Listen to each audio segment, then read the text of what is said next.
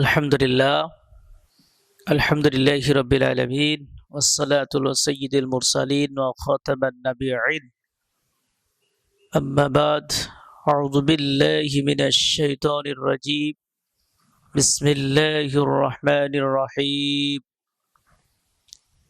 আল্লাযীনা কাফারু ওয়া সাদ্দা আন সাবিলিল্লাহি আদাল্লা আ'মালাহুম সাদাকাল্লাহুল আযীম।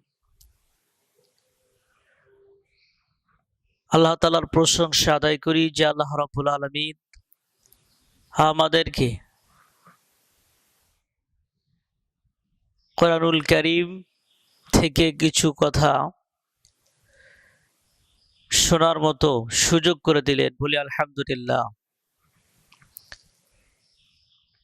কোরআনুল কারীমের কথা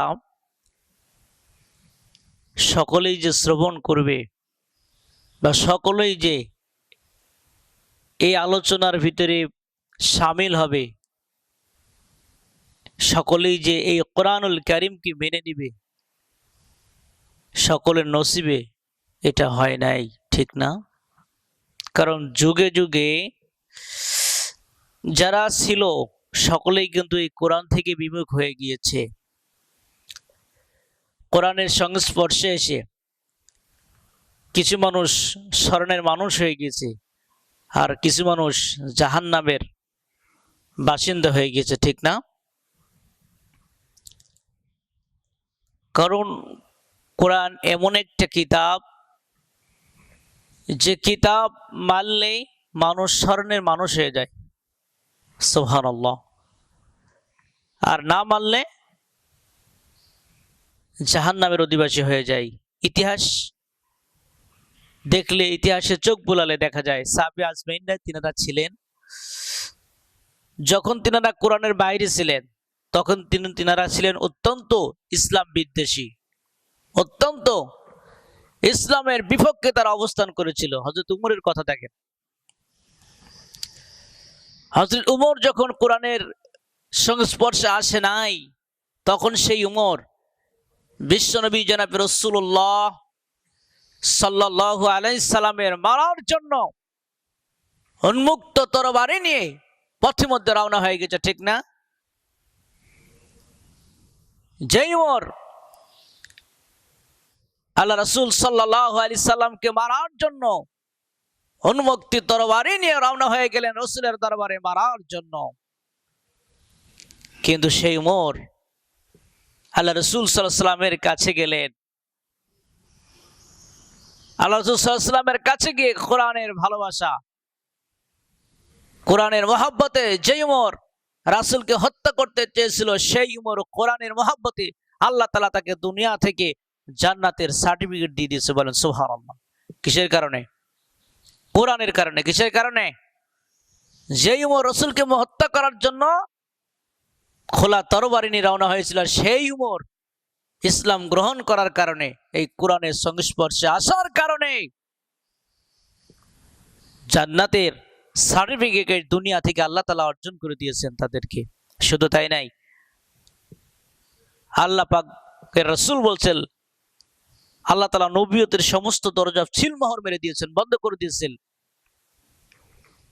কিন্তু নবী করিম সাল্লাল্লাহু আলাইহি ওয়াসাল্লাম বলছেন আল্লাহ পাক যদি এই দুনিয়াতে নবুয়তের সিলসিলা জারি রাখতো, চলতো, আল্লাহ রাব্বুল আলামিন হযরত উমরকে এই যুগের নবী করে পাঠাতো। সুবহানাল্লাহ। তাহলে কিসের কারণে? কোরআনের কারণে। কিসের কারণে? কোরআনের কারণে। অতএব এই কোরআন সবাই মেনে নিবে, সবাই এর সংস্পর্শে আসবে এমন কোনো কথা নয়। আল্লাহ তাআলা যাদেরকে হিদায়াত দিবেন তারা এই কোরআন কি করতে পারবেন? শ্রবণ করতে পারবেন। তো সম্মানিত উপস্থিতি, এই সমাজের ভিতরে, এই পৃথিবীর ভিতরে মানুষ কোরআনকে মানে এককভাবে নয়। কারণ আল্লাহ রাব্বুল আলামিন বলে দিলেন তোমরা কোরআনকে মানতে হলে এককভাবে তোমাদেরকে মানতে হবে, পরিপূর্ণভাবে মানতে হবে। তোমরা যদি পরিপূর্ণভাবে মানতে না পারো, তোমরা যদি এক অংশ মানো আর এক অংশ ছেড়ে দাও, এরকম কোনো অপশন ইসলামে নাই। আল্লাহ তাআলা জানিয়ে দিলেন উদখুলু ফিস সিলমি কাফা, তোমরা ইসলামের ভিতরে পরিপূর্ণভাবে দাখিল হও। কিভাবে? পরিপূর্ণভাবে তোমাদেরকে দাখিল হতে হবে, প্রবেশ করতে হবে। তোমরা একটা মানবা না তা নয়। ইসলামের ভিতরে পরিপূর্ণতা আমি আল্লাহ পাক দান করে দিয়েছি, বলেন সুবহানাল্লাহ। অতএব আমাদেরকে ইসলাম মানতে হবে পরিপূর্ণভাবে। আমাদের খেয়াল মতো, আমাদের নিজেদের মতো, মন গড়া মতো ইসলাম মানলে সে ইসলাম দিয়ে কোনো কাজ হবে না, কোনো কাজ হবে না। কারণ আল্লাহ রাব্বুল আলামিন বলেছেন, তোমরা যদি আমার কোরআন দিয়ে, নবীর আদর্শ দিয়ে যদি না চলো, তোমরা যদি হাজারো ইবাদত করো, তোমরা যদি তাহাজ্জুদ পড়ে পড়ে কপালে ঘাটি বানিয়ে ফেলো, কপাল কালো করে ফেলো, কপালে দাগ করে ফেলো, যদি আমার কোরআন দিয়ে না হয়, কোরআনের ভিতরে যদি তোমরা পরিপূর্ণভাবে দাখিল না হও, আমার নবীর আদর্শ যদি না হয়, তাহলে তোমার এই আমল, তোমার এই ইবাদত আল্লাহর কাছে 4 পয়সাও কাজে আসবে না। কারণ আমাদের সমাজে এখন এই ধরনের মানুষ বেশি। তারা আজকে সহজ সহজগুলো মানছে। আল্লাহ রাব্বুল আলামিন যে কঠিন আয়াতগুলো দিয়েছে, শক্ত আয়াতগুলো তারা আজকে মানতে রাজি নয়। তারা আজকে নামাজ রোজাগুলো নিয়ে মানতে রাজি, কিন্তু যখনই আল্লাহ রাব্বুল আলামিন বললেন আমার কোরআন দিয়ে তোমরা সমাজের বিচার ফাইসাল্লা করো, তোমরা তোমাদের অর্থনীতি চালাও, সমাজনীতি চালাও, তখনই এক শ্রেণীর মানুষ এটাকে রাজনীতির কিতাব বলে আখ্যায়িত করছে, ঠিক কিনা? অতএব এটা রাজনীতির কোনো কিতাব নয়, এটা মুসলমানের দিক ও নিদর্শন। এটা মুসলমানের জীবন পরিচালনা করার জন্য আল্লাহ রাব্বুল আলামিন একটা গাইডলাইন দিয়ে দিয়েছেন, ঠিক কিনা? আল্লাহ রাব্বুল আলামিন বলছেন, এই সমস্ত মানুষগুলো যারা কিছু মানবা না, তাদের কোনো আমল আল্লাহ তাআলার দরবারে গ্রহণযোগ্য হবে না। আল্লাহ রাব্বুল আলামিন সূরা মুহাম্মদের প্রথম আয়াতে বলছেন, আল্লাযীনা কাফারু ওয়া সাদ্দু আন সাবিলিল্লাহি আদাল্লা আমালাহুম। রাব্বুল আলামিন বলছেন, যারা কুফরি করে এবং অপরকে আল্লাহর পথ হইতে নিবৃত্ত করে, তিনি তাদের কর্ম ব্যর্থ করে দেন।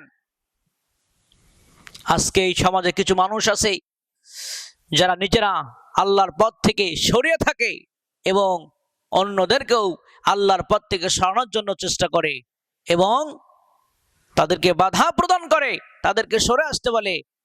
অথচ আল্লাহ রাব্বুল আলামিন আদাল্লাহ আমালা, তারা যদি কোনো আমল করে, আমি রব্বুল আলামিনের কাছে এই আমল কোনো গ্রহণযোগ্যতা নাই, কোনো গ্রহণযোগ্য হবে না। এদের আমল আমি আল্লাহ পাক বরবাদ করে দেব। কিয়ামতের দিন এরা সবচেয়ে বড় ক্ষতিগ্রস্ত হয়ে যাবে।